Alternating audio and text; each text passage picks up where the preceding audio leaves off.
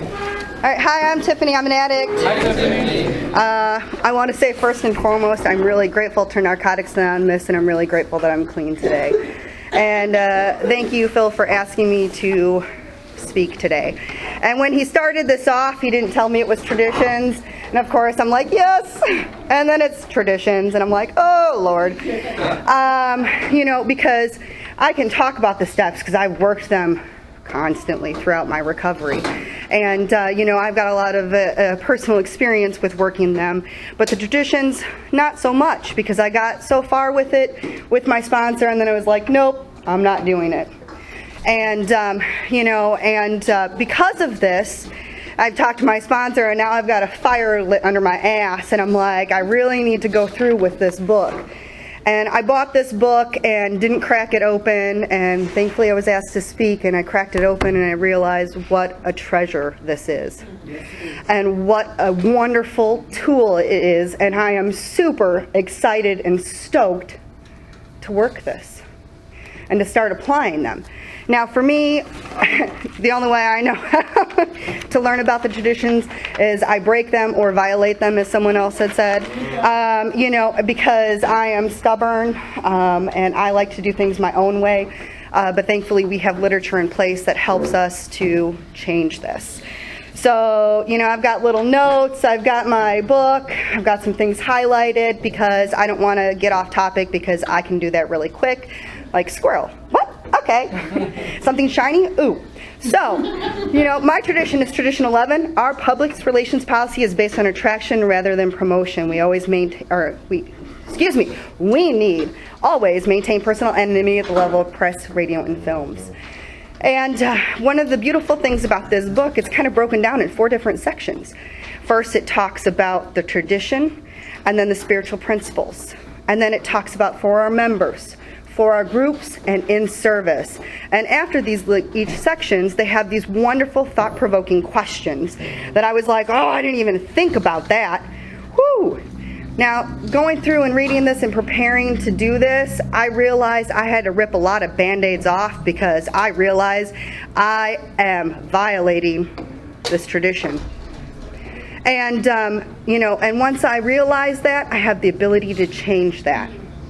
And I am really grateful for it. So when I think of this tradition, I think of a perfect way to break this is, this is NA. I was an addict, but now I'm not. And that commercial, and they say they're not affiliated with any 12 steps, but that would be the promotion on this. That particular person relapsed. That other founder was arrested for drugs. That's the public's perception of that. And so this is why this tradition is so important, and making sure attraction rather than promotion, and making sure about our anonymity. And so in here, our message that any addict can stop using drugs, lose the desire to use, and find a new way to live is all we have to give. And it is sufficient to change the lives of addicts all over the world. Woo! Let me tell you, I had no hope before I even came into this program, and I am grateful for our literature that gives me this hope. So, with this, it, breaks it down to a little bit more. And there's some wonderful tools and literature that's out there that explains it also in further depth besides our basic text. It works how and why. There's a PR handbook, and there's a PR basics book. And that gives us guidelines in how we deal with the public and how we can reach that still suffering addict so they may find the rooms of Narcotics Anonymous. It's not something that we can do on a whim. Oh, I want to go save that junkie on the corner, so I'm just going to go down there. And no, there is specific guidelines set in place for us to follow, so that way we're getting maximum effort to reach those persons. And so the next section is for our members. And this line got me. We may be the only basic text anyone ever reads. We may be the only basic text anyone reads. And then I had to think about it.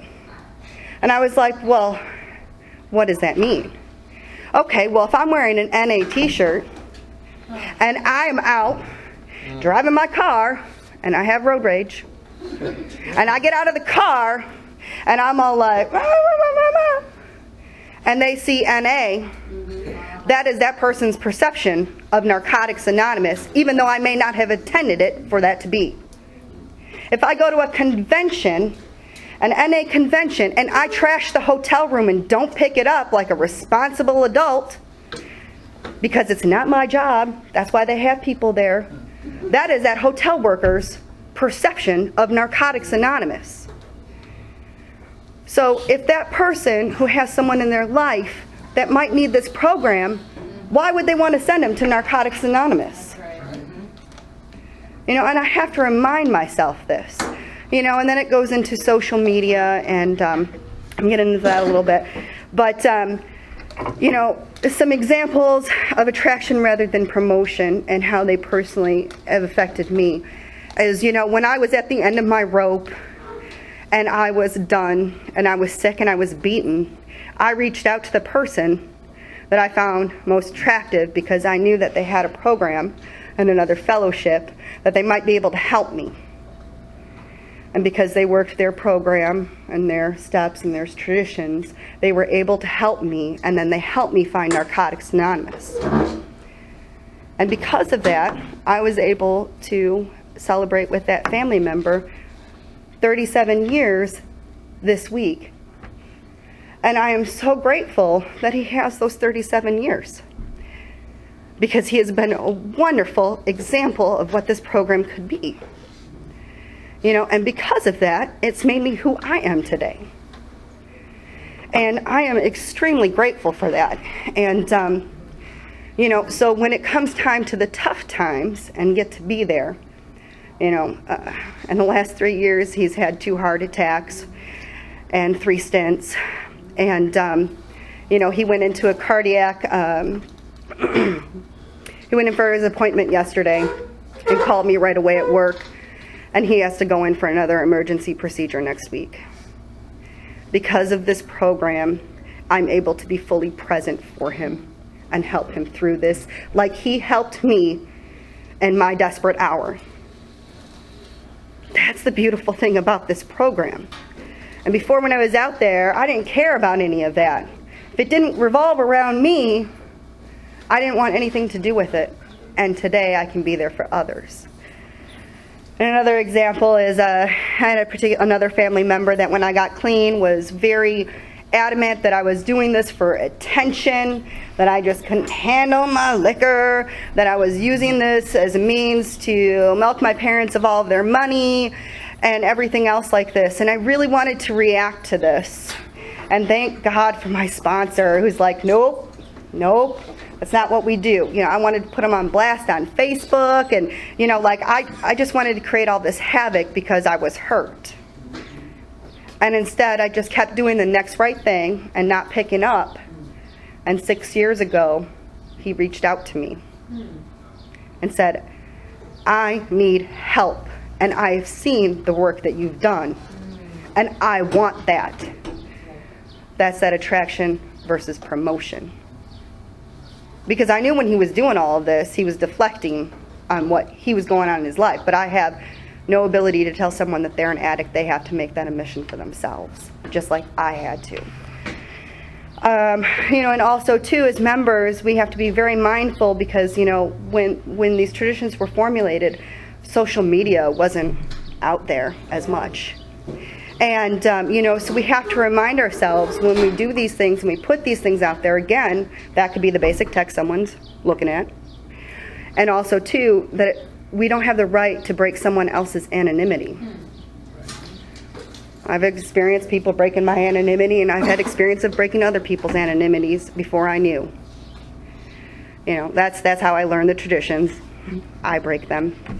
And, you know, there is an IP, social media, and our group principles, or our guiding principles, that kind of delves in this anymore. Now, you've got like 2 different sects of, you know, what this means, and, you know, let's be a little more liberal and everything else like this. And, you know, we come to our own understanding with this.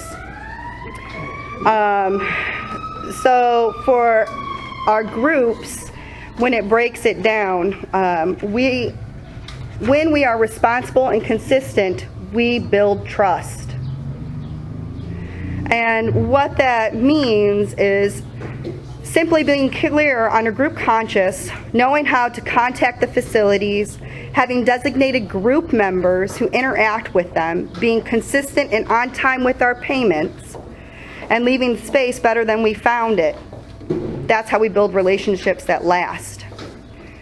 And we have to think about this when we go through, again, like, are we leaving this church better than what we found it when we leave?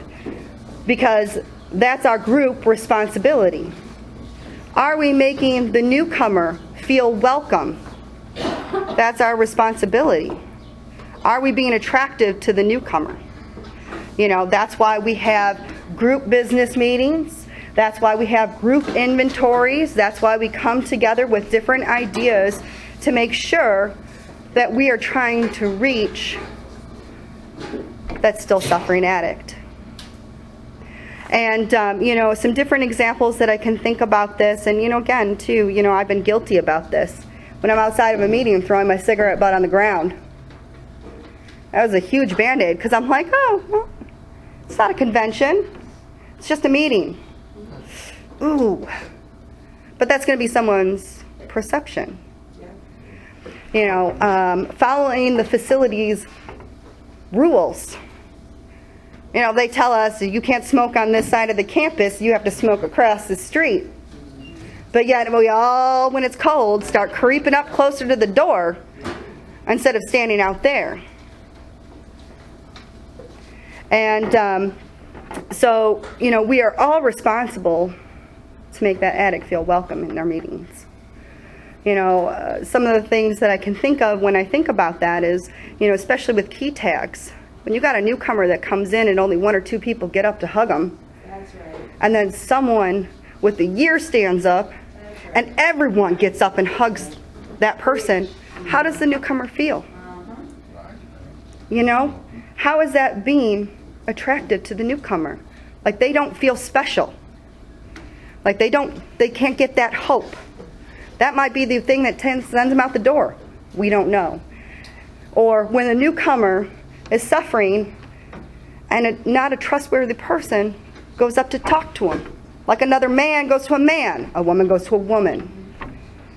Let me give you phone numbers. Here's some meetings. Call me. Let's go to coffee. What are we doing? And again, I've been guilty of these things. This was a huge Band-Aid that I was like, whoa, I can't wait to go back to my group. They're going to love me at the next business meeting.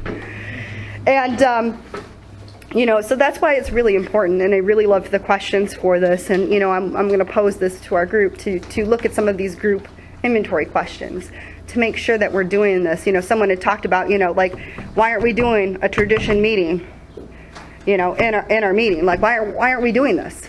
Because these are really important. And the more I read about them, the more I realize that helps me interact not only in the rooms, but outside of these rooms where I can apply them to my job. Let me tell you, my job is crazy, and I just want to throat punch people left and right. Thank God for Narcotics Anonymous, because I don't. I have the ability to stop and look at me.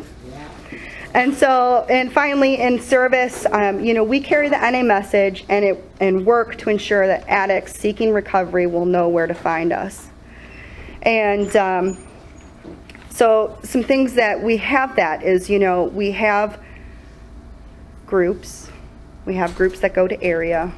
Area has different committees like PR, hospitals and institutions that allow us to be able to go out there and do that. So at a group level, we can just focus on the addict. But it's really important then for members as well too to step up into these service positions, because if we are random or inconsistent in our outreach, it can do more harm than good.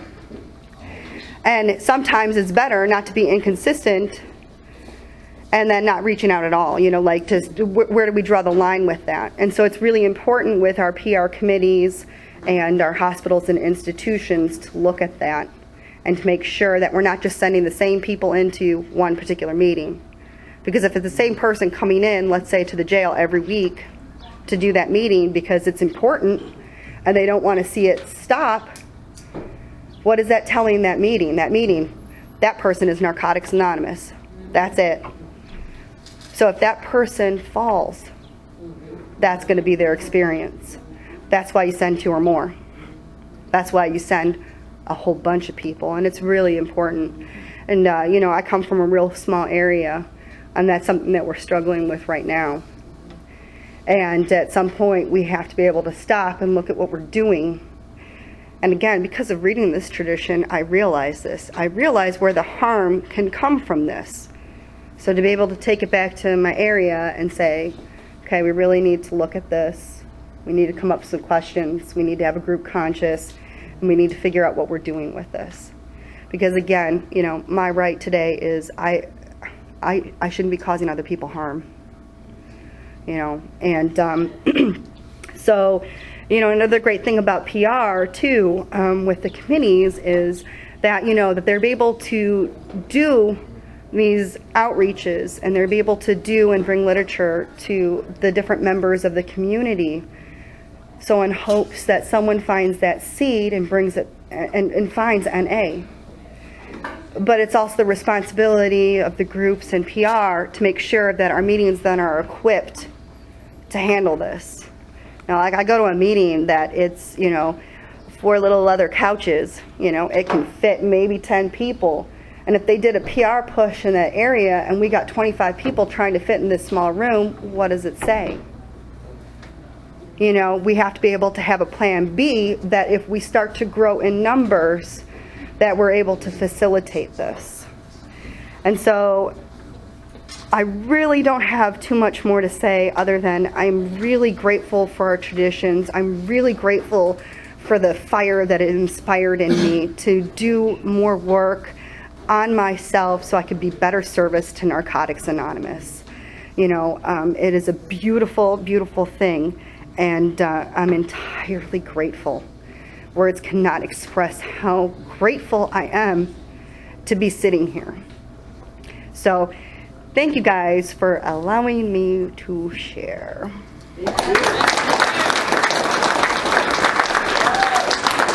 Not even close, right?